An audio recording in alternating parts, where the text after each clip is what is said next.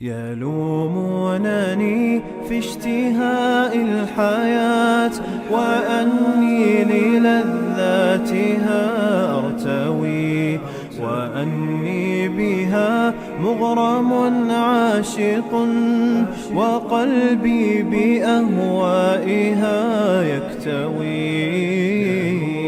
يلومونني في اشتهاء الحياة وأني للذاتها أرتوي وأني بها مغرم عاشق وقلبي بأهوائها يكتوي. يلومونني في اشتهاء الحياة وأني للذاتها. الرحمن الرحیم. مثلهم كمثل الذي استوقد نارا فلما أضاءت ما حوله ذهب الله بنورهم وتركهم في ظلمات لا يبصرون. صدق اللہ العظیم. مثلهم ان کی مثال، مثل کے میں نے مثال کے بھی اردو میں ترجمہ کیے جاتے ہیں، یا ان کی بیان یا ڈسکرپشن صفت یوں ہے، کمثل الذی مانند مثال اس شخص کی. یہ کا ایک طرح سے زائد ہے، یوں نہیں کہا کہ مثلہم کالذی، بلکہ مثلہم ان کی مثال اس شخص کی مثال کی سی ہے جس نے کہ الذی مثلہم مبتدا ہوگا اور آگے جو آ رہا ہے یہ سارا فقرہ اس کی خبر بنے گا. کمثل الذی اس شخص کی مانند اس شخص کی مثال کی سی ہے جس نے کہ استوقد نارن جلائی کچھ آگ یا ایک آگ. استوقد واو قاف دال سے باب استفعال کا ماضی کا صیغہ ہے. اوقدہ اور استوقدہ دونوں کے معنی ہوتے ہیں جلانا آگ کو، اور وقدہ یا تیدوں کے معنی ہوتے ہیں آگ کا جلنا. عربی میں وقدت النار و اوقد النار یا استوقد النار، کہ جس نے کچھ آگ جلائی. نارن نکرہ آیا ہے اور مفعول منصوب ہے. یہاں نکرہ کا معنی ایک آگ یا کسی خاص طرح کی آگ یا کچھ آگ. فلما اضاءت ما حولہ، پھر جب، فلما سے تو پس کے معنوں میں ہے اور لما جب کے معنوں میں یہاں آیا ہے. اضاءت روشن کر دیا. یہ اضاء واد واو حمزہ مادہ سے باب فعال کا ماضی ہے، جو کہ اصل میں تو تھا اضاءت، پھر وہ تعلیل کے بعد بن گیا اضاءت، اور اس کے معنی ہوتے ہیں روشنی، روشن کرنا، روشنی دینا. اضاء یضیء اضاءۃ، روشن کر دیا، ہو گیا نہیں، روشن کر دیا. اور اضاءت ماضی کا صیغہ آیا ہے نار کے لیے جو مؤنث سمائی ہے. ما حولہ اس کے ارد گرد کو. ما حولہ یہاں خود مفعول ہے اضاءت کا، اور حول کی وجہ سے، حول کی جو لام کی زبر ہے وہ ویسے بھی ظرف کے لیے اسی طرح سے ہی آنا چاہیے، اور اصل تو نصب کا اثر ما پہ پڑنا چاہیے کہ ما مبنی ہے اس چیز کو جو اس کے ارد گرد ہے. حول جو ہے چاہے ما اس میں رفع میں ہو یا نصب میں ہو یا جر میں ہو، حول کی لام کی زبر ہی رہے گی، کیونکہ حول خود ظرف کا معنی دیتا ہے. تو اس کے ارد گرد، یا ہمارے ہاں اردو میں بھی ماحول کہتے ہیں. ماحول کا اصل معنی وہ چیز جو ارد گرد ہے، اور یہاں روح کا ضمیر جو استوقدہ کی ضمیر فاعل ہے اس کے لیے آیا جلانے والے کے ارد گرد کو روشن کر دیا اس آگ نے. تو ذہب اللہ بنورہم، اللہ لے گیا ان کی روشنی کو، یعنی اللہ نے ختم کر دی ان کی روشنی. ذہب میں نے جانا ہوتا ہے اور بے کے صلے کے ساتھ یہ متعدی بن جاتا ہے، اور اس کے معنی بنتے ہیں لے جانا یعنی مٹا دینا. اللہ نے ان کے نور کو مٹا دیا یا لے گیا.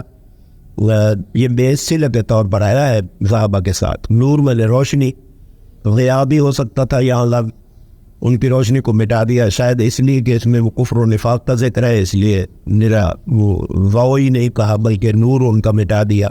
وَتَرَكَهُمْ فِي ظُلُمَاتٍ، اور ان کو چھوڑ دیا کچھ اندھیروں میں. یہ نور اور ظلمت کا ذکر حصی طور پر بھی ہو سکتا ہے، لیکن اس کا استعمال معنوی چونکہ ایمان اور نفاق پر بھی ہوتا ہے، تو شاید اس لیے اللہ میاں نے یہاں نور اور ظلمات کے نام اختیار کیا ہے. چھوڑ دیا ان کو اللہ نے فی ظلمات، اندھیروں میں. ظلمات ظلمت کی جمع ہے. لا یبصرون، کہ وہ کچھ دیکھتے نہیں.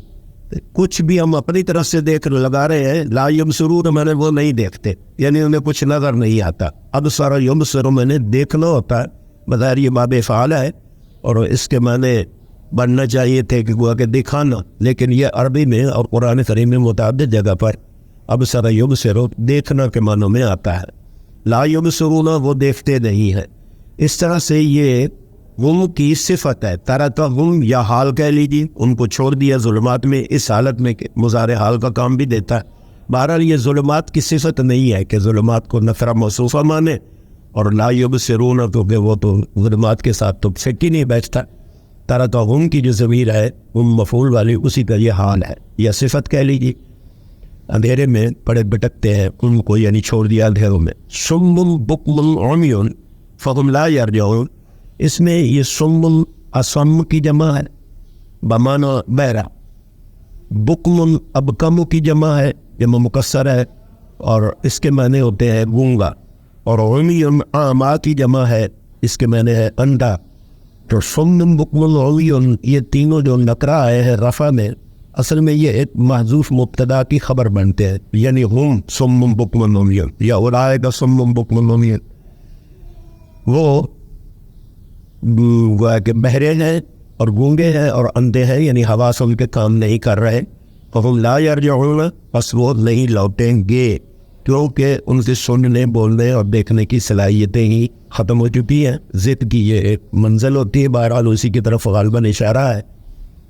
او کصیب من السماء، یا مانند ایک بوچھاڑ کے جو زور کی بارش آسمان سے جو ہو، یہ کا عطف مثلہم کمثل الذی پر ہے، یعنی مثلہم کمثل الذی استوقد نارا او مثلہم کصیب من السماء، کہ ان کی مثال مانند اس سیب کے ہے جو کہ آسمان سے آئے۔ سیب کا مادہ صاد واو بے ہے، اور وزن اس کا یہاں اس طرح سے بنتا ہے سیعین سیذب، جو کہ پڑھا جاتا ہے سیب، واو جو ہے وہ یہ میں بدل جاتی ہے اور شن پیدا ہوتی ہے، اور اس کے معنی بارش کے بنے گے، خصوصاً زور کی بارش۔ من السماء ہے آسمان سے، ایک زور کی بارش ہو آسمان سے، ان کی مثال اس کی سی بھی ہے۔ فی ہے سما جو ہے سین میم واو سے نکلا ہے، اور سمو کے معنی بلندی کے ہوتے ہیں، اور سما ان میں بلندی کا معنی ہے، وہ کہ یہ جو حمزہ ہے یہ اصل میں واو ہے، سما ون تھا۔ اس سے اور مشتقات بھی قرآن کریم میں آئیں گے۔ فی ظلمات کہ جس میں کچھ اندھیرے ہیں، یہ فی ہے کی ضمیر سیب کے لیے ہے، آسمان کے لیے نہیں ہے، کہ اس زور کی بارش میں کچھ اندھیرے بھی ہیں، ورعد و برق، اور گرج بھی ہے، اور چمک بجلی کی، جو برق بجلی کی چمک کے لیے بھی آتا ہے۔ تو یہ جو ظلمات و رعد و برق ہے، یہ تین لفظ یہاں مبتدا مؤخر ہو کر آئے ہیں، کیونکہ جار مجرور پہلے چلا گیا ہے۔ جار مجرور پہلے ہو تو مبتدا مؤخر نکرہ ہو سکتا ہے، اس میں یہ چیزیں ہیں۔ یجعلون اصابعہم، وہ رکھتے ہیں، جعل یجعل کے کئی معنی ہوتے ہیں موقع کے لحاظ سے، اس کے معنی پیدا کرنا بھی ہوتا ہے، اس کا معنی مقرر کرنا بھی ہوتا ہے، اس کا معنی رکھنا بھی ہوتا ہے۔ اردو میں اگر ترجمہ کریں تو یہ سارے ترجمے بن جاتے ہیں۔ یہاں یجعلون، رعد بادل کی گرج کو کہتے ہیں، قرآن مجید کی ایک سورت کا نام بھی ہے الرعد، بادل جب جسے ہم تھنڈر کہتے ہیں وہ تو ہے رعد، اور انگریزی میں جسے لائٹننگ کہتے ہیں وہ گرنے والی کے لیے تو آگے لفظ آ رہا ہے، گرنے والی بجلی کو تو صاعقہ کہتے ہیں، لیکن جو آسمان میں چمک پیدا ہوتی ہے جس وقت، اس کی وجوہ کیا بھی ہے وہ تو ایک مسئلہ ہے آج کل کی سائنس کا، کہ وہ تو بجلی بادل میں سے ایک میں سے نیگیٹو پازیٹیو نکلتی ہے، تو اس وقت وہ ایک سپارک، جیسے آپ عام بجلی کی تار کو ملا دیں تو سپارک پیدا ہوتا ہے، تو وہ سپارک پیدا ہوتا ہے، اور اس میں پھر اس سے ایک آواز بھی پیدا ہوتی ہے، کیونکہ عام سپارک بھی ہو تو ایک آواز بھی پیدا ہوتی ہے، وہ آواز زور کی ہوتی ہے، اور نظر ہمیں وہ روشنی پہلے آتی ہے کیونکہ روشنی کی سپیڈ زیادہ ہوتی ہے، اور جو آواز ہے وہ دیر سے پہنچتی ہے، اس کی آواز سست ہوتی ہے۔ اس طرح سے رعدن میں نے وہ گرج بادل کی، اور برقن میں نے بجلی کی وہ روشنی جو نظر آتی ہے، اندھیرے بھی ہے، کسی وقت اندھیرا بھی ہو جاتا ہے۔ تو رعد اور برق اور ظلمات، بارش کی وہ تین کیفیتوں کا ذکر ہے، کہ اس میں گرج کی آواز بھی ہوتی ہے، وہ بھی خوفناک، پھر بجلی کا چمکنا، اور پھر اندھیرے۔ اس طرح سے ایک بڑا خوفناک منظر کی تصویر کشی اس میں آتی ہے اگر ہم اس لحاظ سے غور کریں تو۔ اور پھر یجعلون اصابعہم فی آذانہم، وہ رکھتے ہیں، یہاں ترجمہ کریں گے جس طرح سے مقرر کرنا، یجعلون اصابعہم اپنی انگلیوں کو اصابع کا واحد جو ہے وہ اصبع ہے، اور بلکہ یہ عربی کے ان عجیب و غریب لفظوں میں سے ہے جس میں الف اور بے کی مختلف فرقات، یعنی الف میں بھی زبر زیر پیش تینوں جائے اور بے میں بھی زبر زیر پیش تینوں جائے. اس طرح سے اس کی کوئی 6-7 شکلیں بن جاتی ہیں اگر مل کمبینیشن بنائے. اسمعن، اسمعن، اسمعن.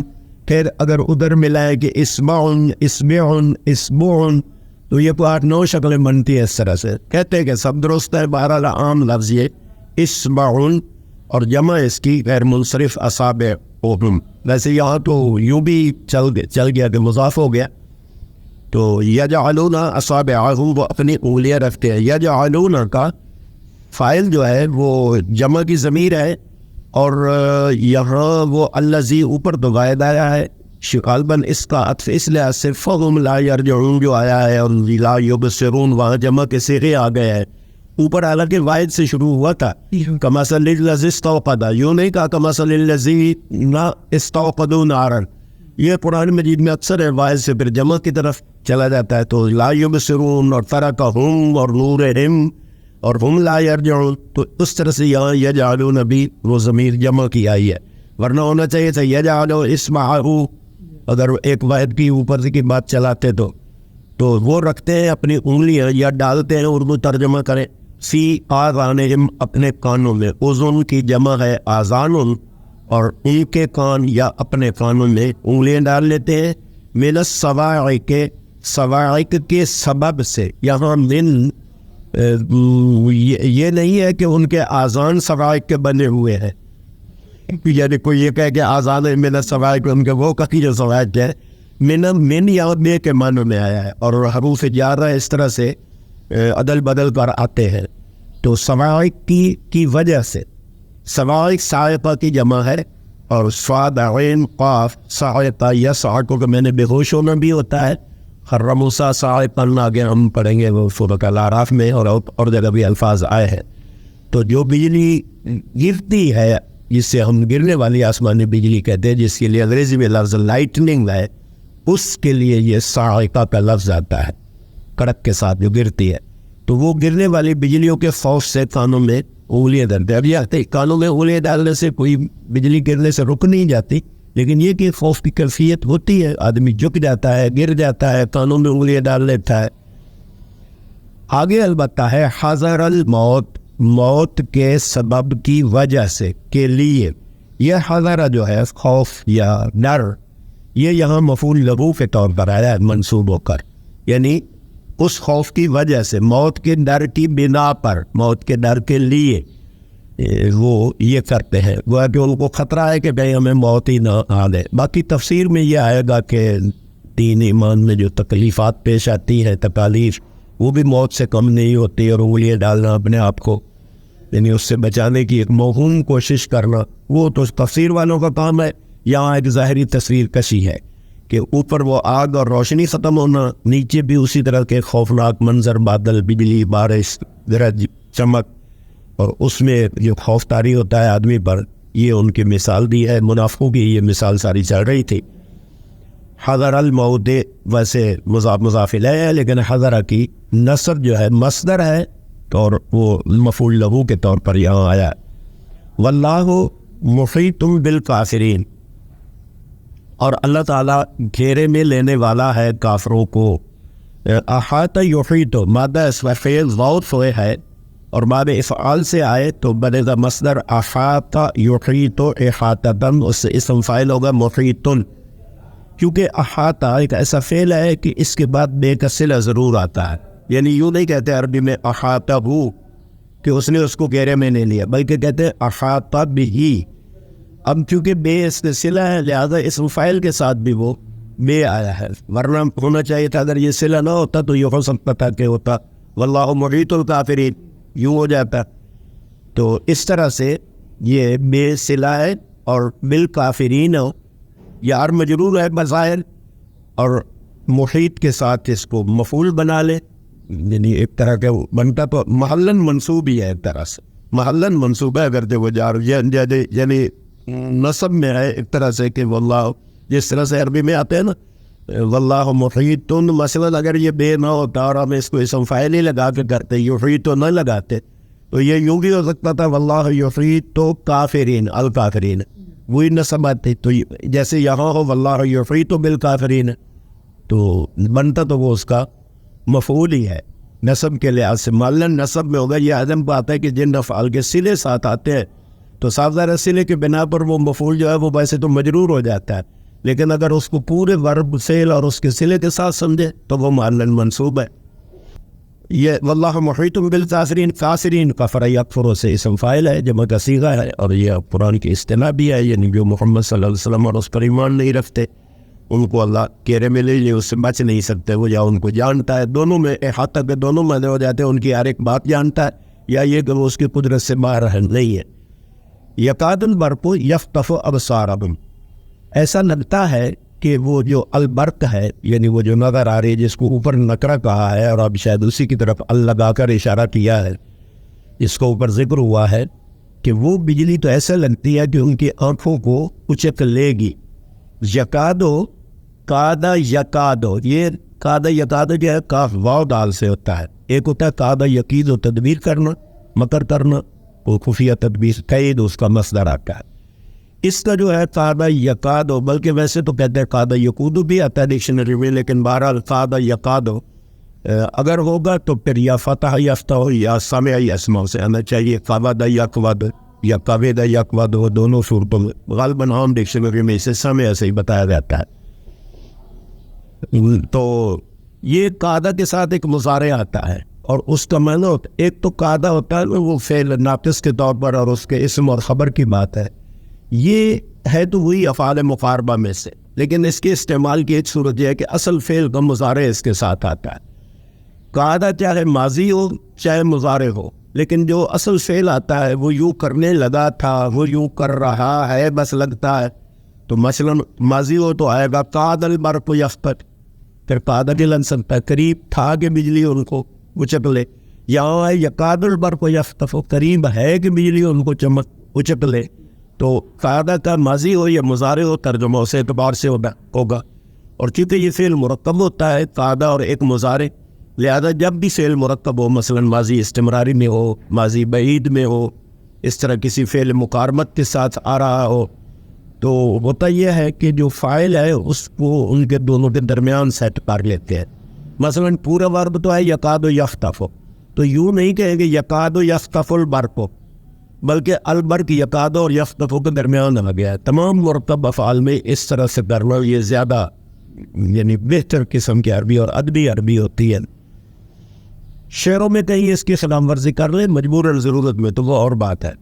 تو بجلی ایسا لگتی ہے کہ اٹھا لے گی. خطف یخطف خطف خطف الخطفۃ، یہ سمع یسمع سے آتا ہے قرآن کریم میں، الا من خطف الخطفۃ آتا ہے.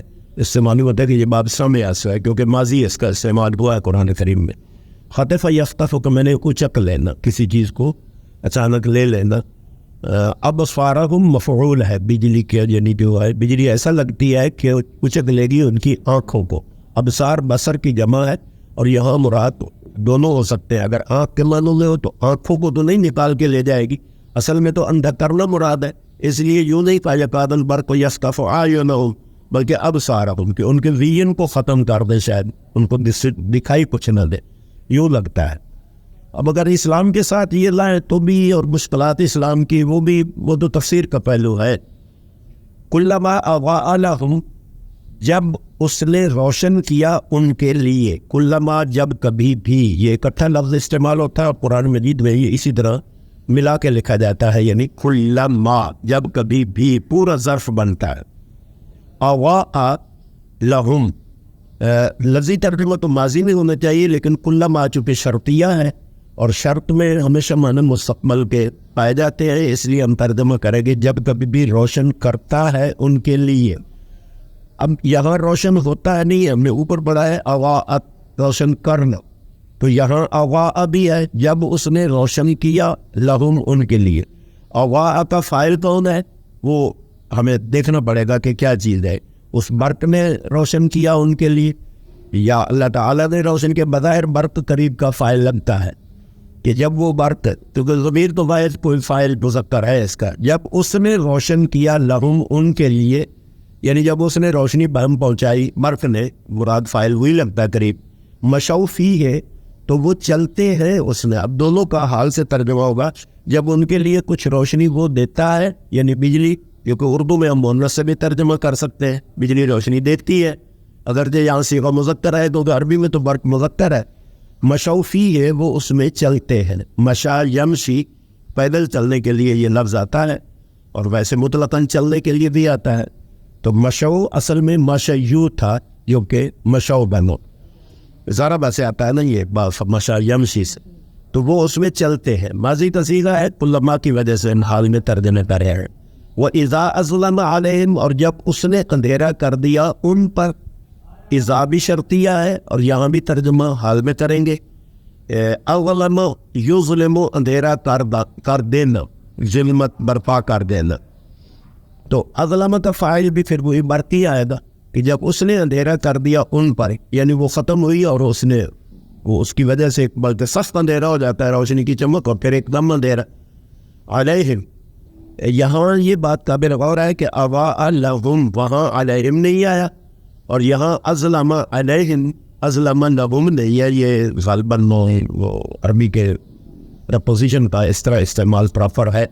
اضاء لہ و ازلم علیہ، ازلم ہو نہیں کہتے اس پر اندھیرا برپا کر دیا، بلکہ ازلم علیہ آتا ہے. قاموا، تو وہ کھڑے ہو گئے. قام یقوم سے ماضی کا صیغہ ہے، اور یہاں بھی چونکہ شرط کی جواب کے طور پر آیا ہے، جب ان پر وہ اندھیرا کر دیتا ہے تو وہ کھڑے ہو جاتے ہیں. قام یقوم سے ماضی کا صیغہ ہے. ولو شاء اللہ، اور اگر اللہ چاہتا یا چاہے کر لے، لو میں بھی ایک تمنا بھی ہے اور شرط کا معنی بھی ہے. غالباً یہاں شرط ہے کیونکہ آگے لا ذہبہ ہے. اگر اس کو کہے کہ تمنی کے معنی میں ہے، کاش کہ اللہ ان کے لیے چاہتا، تو معنی کچھ فٹ نہیں بیٹھتا. اس لیے ولو کو ان کے معنی میں، شرط کے معنی میں ہم لے تو بہتر لگتا ہے. اگر اللہ چاہے تو، چاہتا تو شاء یشاء اور مادہ استشین یہ حمزہ ہے، شاء یشاء فتح یفتح سے آتا ہے. اگر اللہ چاہے تو یہ یشیاء ہے نا اصل میں، تو شایع یشیاء، پھر یشیاء بھی یہ بھی زبر کی ایل دے دیتے شین کو، اور وہ الف میں بدل جاتی ہے. تو اگر اللہ چاہے تو لذهب بسمعهم، لے جاتا ان کی سننے کی قوت کو. ذهب بے میں نے مٹا دینا ابھی ہم نے پڑھا ہے، اور لام تو جواب شرط کی تاکید کے طور پر آیا ہے. وابصارهم، اور ان کی نظروں کو بھی لے جائے. سمع کے لیے یہ میں نہیں سمجھتا اس کی وجہ کیا ہے. قرآن کریم میں سمع کی جمع اسماع نہیں آئی. کانوں کا ذکر تو آتا ہے تو آذان جمع ہو جاتی ہے، لیکن سننے کی قوت کے لیے جہاں لفظ آیا ہے وہاں تو سمع واحد ہی آیا ہے. اور بصر جب دیکھنے کی قوت کے لیے آتا ہے تو اس کے لیے ابصار آیا ہے. خدا جانے اس میں حکمت کیا ہے، ممکن ہے کوئی تفسیر والوں نے کسی نے اس کی وضاحت کی ہو، میں تو اس بارے میں نہیں کچھ کہہ سکتا. لیکن یہ ہے کہ قرآن کریم میں سمع کی جمع نہیں آئی، اور ابصار جہاں جہاں آیا ہے وہ کئی واحد بھی آیا ہے، لیکن زیادہ تر جمع کے صیغے میں آیا. تو مراد ان کے سننے اور دیکھنے کی طاقتیں ہی ہیں، وہ ان کی ختم کر دیتا. ان اللہ علی کل شیء قدیر، بے شک اللہ تعالیٰ ہر چیز پر بہت زیادہ قدرت رکھنے والا ہے. قدیر فعیل ہے، اور اس لیے اس میں معنی یا تو مستقل قدرت کا بنے گا یا زیادہ قدرت ہے، کیونکہ فعیل بعض دفعہ مبالغہ کے معنوں میں بھی آ جاتا ہے.